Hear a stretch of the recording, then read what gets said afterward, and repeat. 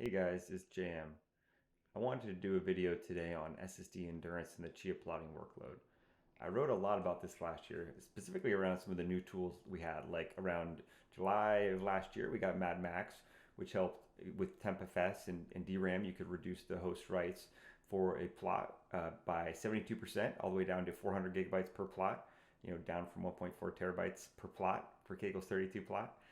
And then, of course, we have BladeBit, which now you can complete a plot completely in memory with zero disk writes, and it's much, much faster. And a lot of power users and pro users are certainly doing this. But I still do see a lot of confusion about the topic of, will Chia plotting wear out my consumer SSD?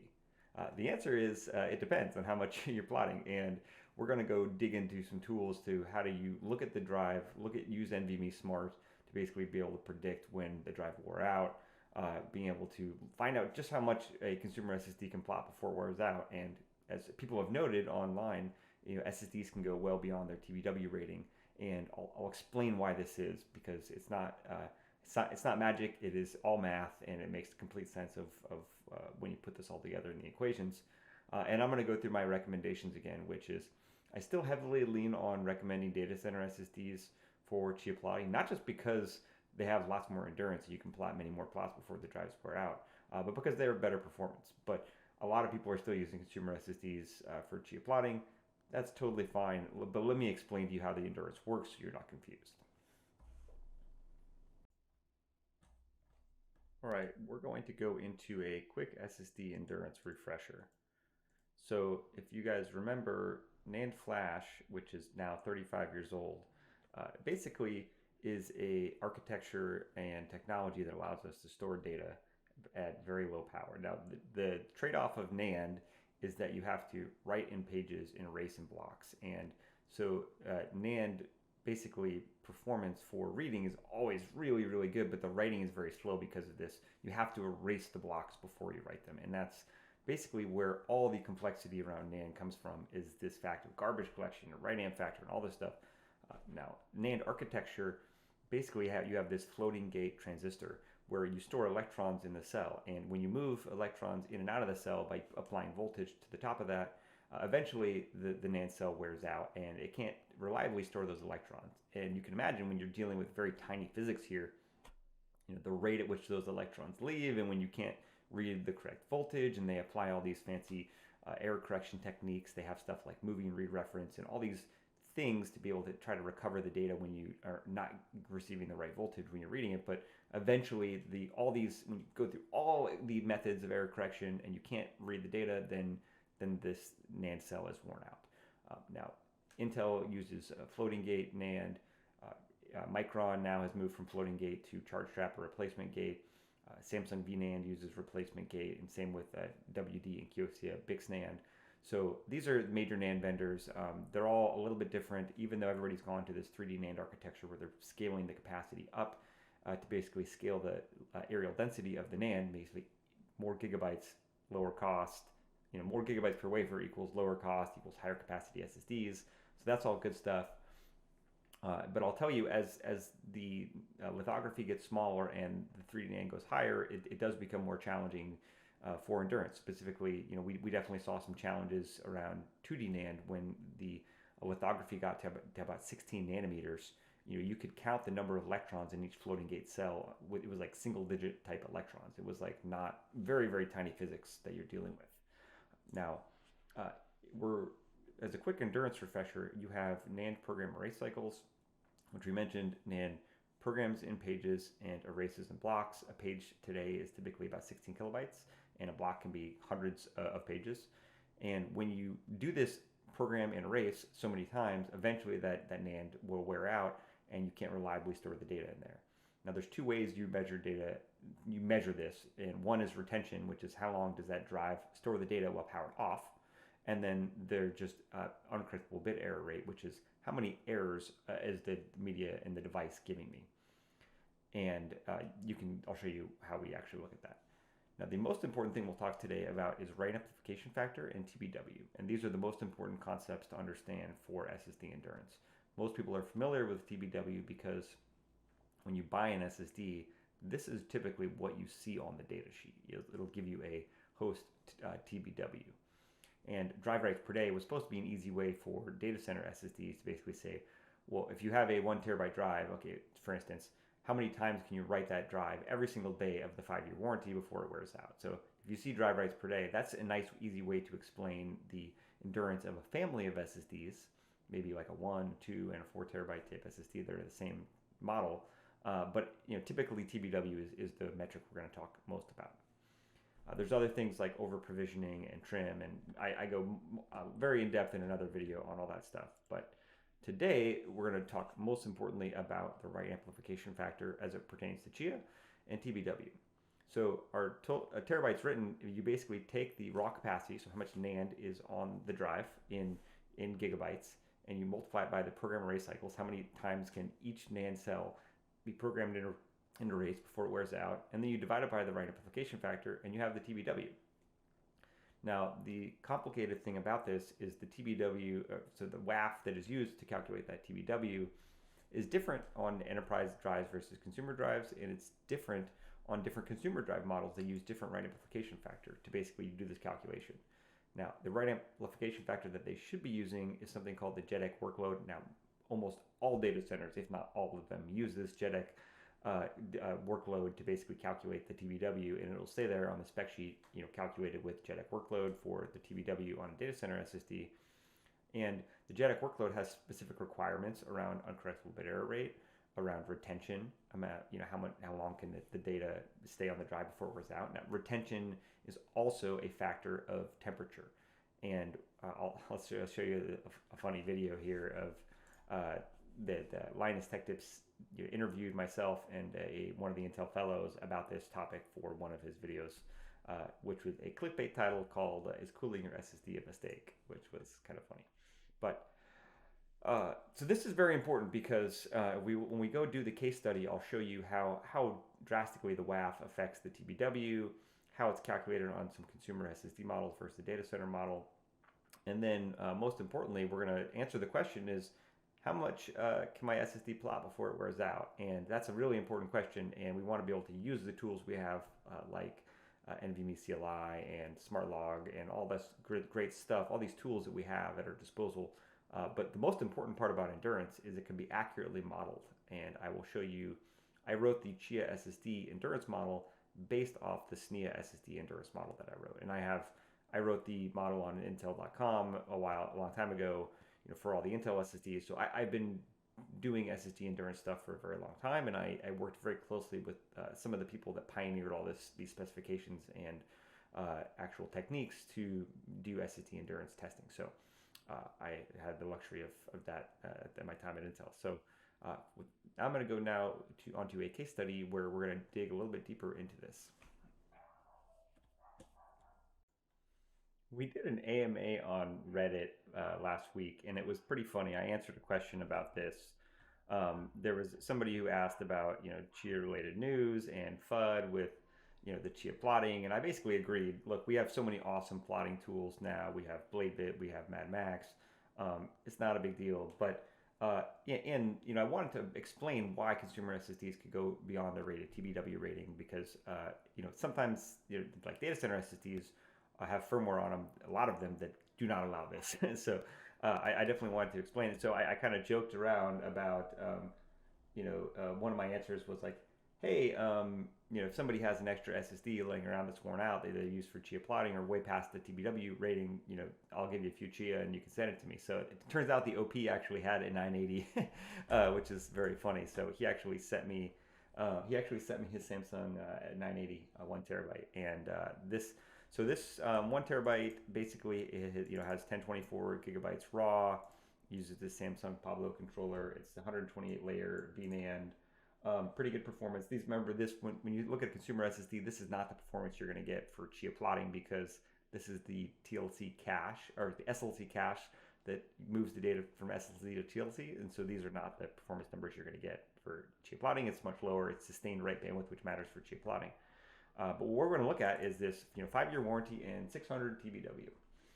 So I'm going to pop this information into the SSD endurance calculator that we put together, and I have one drive here, just kind of like a random typical enterprise drive like a P5510 or like a Samsung 983 or something like that, like typical enterprise drive, compared to this is our client TLC, and we'll just say this is our, for today, this is going to be our 980, Samsung 980.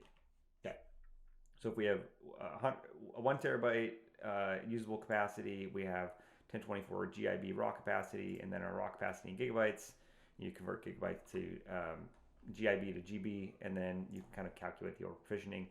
It doesn't always work like this. NAND blocks are not exactly 32 gigabytes or whatever. So only Samsung will know actually how many NAND free blocks there are in their NAND die. They don't tell anybody that, but typically consumer drives are rated at 3,000 program array cycles. So that is like almost ubiquitous. Some of the QLC ones are rated at 1,000 or 1,500 cycles, but most of the TLC drives today, especially if you're getting like a kind of enthusiast class consumer NVMe, are rated at 3,000 cycles. Now you can see here, we're going to guess the right amp factor, and we're going to put the rated life at 5 years because that's what it has basically set a 5-year warranty on the product. But so you can see here, if I guess a right amp factor of 5.5, I'm going to calculate the endurance here, and then here's the spec sheet endurance, and the calculated endurance is going to be the same as the spec sheet. So you can see Samsung used a right amp factor of 5.5 to rate their TBW rating. Now, either this or they're actually using much lower NAND program array cycles. So I'll show you. You don't ever know unless you're the NAND vendor and tell us. It's kind of hard to know. So I'll show you 2 scenarios. So one scenario is this, where they have a higher WAF and a 3,000 cycle count. The other scenario is that they have a 1,500 program array cycles and have a 2.75 WAF. And that would be exactly the same TBW. And I'll show you when we start measuring the data, once we have actual data written to the drive, then we'll be able to tell what the rated program array cycles are, and then we'll be able to actually estimate the endurance of the drive. So for now, we'll pretend it's 3,000, and we'll give it a right amp factor of 2, because I'm going to show you, this is what I calculated for Chia. I just said the Chia right amp factor on data center drives is typically around 1.5 because they have more spare area and higher capacity, so typically it's a little bit lower than consumer drives. But the TBW on Chia would be 1649, so 1.6 petabytes written. Now, why is it so much higher than the spec sheet rated TBW? Well, that's just because I just mentioned if you're Samsung, I guarantee that Samsung used the JEDEC client workload to do their WAF rating, which is much harder workload than typical consumer workloads these days. And with that, we can actually estimate the total number of plots, because if you know the TBW you're going to get for Chia, then we know it takes 1.4 terabytes of host writes to create one plot. And then we basically know the number of plots, then we convert that number of plots to, each plot is 108.8 gigabytes, and voila, this consumer drive can do 128 terabytes of plots before it wears out. Now, if that drive was doing 500 megabytes a second in the Chia plotting workload, then that would only take 38 days to wear out. So this is kind of my problem with using consumer NVMe SSDs. Now, if you're only plotting one hard drive, 16 terabytes or something, then sure, go ahead, go nuts, use a. But if you're plotting hundreds of terabytes, like, this is not a good thing to do. You should buy a data center SSD, and that will be much better. Now, the funny thing, so I just mentioned I did get that drive sent to me by this user on Reddit, and we'll dig into the smart data here and take a look. All right, so this is my 8-core desktop. I popped that Samsung 980 that this user from Reddit sent me, and we're gonna look at this. So we're gonna do a sudo smart ctl-a/dev/nvme2 namespace 1, and you will see here, this is the Samsung 980 1 terabyte, and we are looking at total data units written, 2.46 petabytes written. Now, the things we're going to note is the critical warning 04, which means that we've passed 100% used, and that is typical. Now, if you look at the NVMe spec for NVMe, and you look at the smart spec, we're going to take a look, see if I can make this bigger here. A 04 bit, so this is bit 2, which is if you, a 4 in 4 in hex is 100, and so this is bit 2, and the NVM subsystem reliability has been degraded due to significant media-related errors or internal error that degrades the NVM subsystem reliability. Okay, blah, blah, blah. What does that mean? Well, that just means that we're past 100% used. That's all that means. So the next thing we're going to look at is, obviously the two things you look at for endurance are percent used and data units written. And these are the most important things. But one thing we're going to look at is available spare. So this is 100% and available spare threshold is at 10%.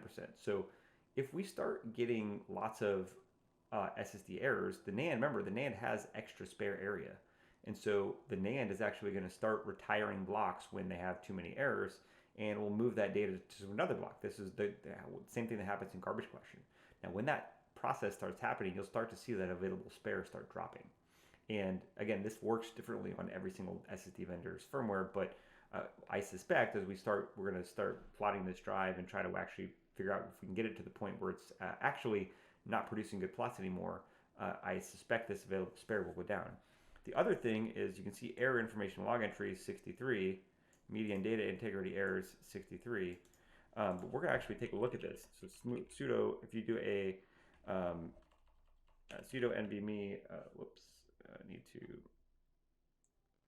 bring this up here. Okay, sudo NVMe error log /dev /NVMe2 namespace 1. So you can see here, basically there's nothing in the error log. It's just a bunch of zeros right now. So error count 0. So entry log for all these different errors, and you could even do this grep error count, and find out if there's any errors in the error log. So basically, the NVMe drive has not thrown any errors yet. Now, if you start to see uncorrectables and bad stuff happening in the drive, I expect to see lots of stuff in the error log. The other thing is if you go to dmessage, I did a test earlier to basically, that's not on this boot, but if you start seeing uncorrectables, they will show up in dmessage as bad things. You'll start getting warnings that basically say, we're not able to read the drive, and I'll dig up a picture of what that looks like. And you can actually simulate that process with a command called write uncorrectable, and we can do that if we want to dig a little bit deeper in a follow-up. But so the most important thing, so if we go to sudo NVMe smartlog /dev /NVMe2 namespace 1, you're going to get this data units written, and the smart control already parses that for you. But if we take this raw value, data units written, and we pop that into Excel, if you take that number, you basically multiply it by 512 times 1,000, so 512 bytes per sector, and then 1,000 is just the number that NVMe uses to count that smart increment. This is the total number of bytes written. Now, if we want to convert that to terabytes, we basically take that number and divide it by 1,000 to the fifth, and that's 2.4 TBW. And if we remember, if we did the smart CPL-A, we're going to get that same one, 2.46 petabytes written. So that's 2.46. So good thing. Smart Control is reporting the right value. And if you want it to take that number and divide it by 1024 to the fifth, that will be TIB, so 2.1 TIB. And that's just, remember, this is just binary versus decimal for, for units. So now with that 2.4, so we have 2.4 petabytes written on this drive, and you can see it's actually gone beyond 100% used. It's 139% used. So if we basically take this number and divide it by 1.39, we would expect to have seen 100% utilization at 1.77 petabytes written, or at 1770 TBW.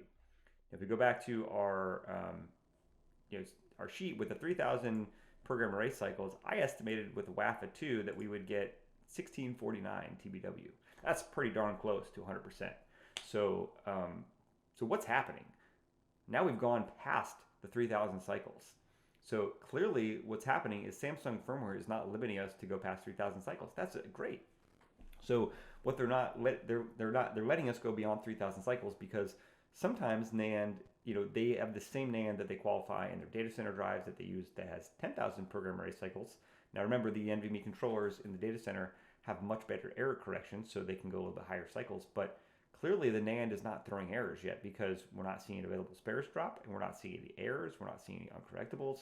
And so my hypothesis is that when I go start creating plots with this drive, I'm going to go do that here next, in the next video, that I guarantee that it's going to create perfectly nice, happy, useful plots that have no errors. One of the things we can do is we can do a plot check tool to make sure that the plots generated are not throwing errors or that they have a valid number of proofs. The other thing we can do is, basically just plot until we start seeing these errors in the operating system, which I suspect we will see eventually. There is no free lunch. Eventually, we will hit a limit. Now, what if that limit? What we're going to find out if this drive really does reach 7,000 cycles or even 10,000 cycles because we don't care about retention, we just care about uncorrectable bit errors. We'll find out once the drive has a certain number of retired blocks. So say for instance this drive magically goes to 10,000 cycles. Well, if the plot 55 for 5.5 petabytes or 5,500 TBW and 427 terabytes of plots. Now on my poor little 8-core machine that does like 3 terabytes a day, this is going to take a long time to test. So you can see in these relatively worst case scenarios, it's going to take you a very long time to wear out the drive, and especially the fact that you may be exhausted in capacity of hard drives before you reach these TBW limits. So now again, this is just how the math works on a consumer drive. On the data center drive, it's much more fixed. They have 10,000 cycles, and with the WAF, you can accurately predict the number of plots you can make. But data center drives don't let you go beyond 100% wear. When a data center gets to 100% wear, the data center SSD firmware typically goes into read-only mode to protect the user data at all costs, so that somebody using a RAID or whatever can rebuild that data. So typically when a data center drive gets to 0% or 100% used, it will actually shut off the firmware for the ability for the drive to perform any writes. So on a data center drive, one 3.84 terabyte drive, which you can buy for $300, $400 right now on eBay, can plot 2.2 petabytes before wearing out. So this is the difference between a data center drive and a consumer drive. It's just the orders of magnitude difference in SSD endurance. But remember, we just said I'm pleasantly surprised by how good these consumer SSDs are holding up. I'm really excited to try to find out how far this drive can actually be pushed before it starts throwing errors. And in the next video, we'll actually go do a little bit deeper dive into, once I have a couple weeks plotting on this drive, we'll do some tests to basically verify whether or not the plots are still good. And I have a hypothesis that they will be just fine until the operating system starts throwing errors. And we start seeing errors in the error log and all that stuff I just talked about. So, all right. Hopefully that was useful and you guys learned a little bit about SSD endurance. Thanks.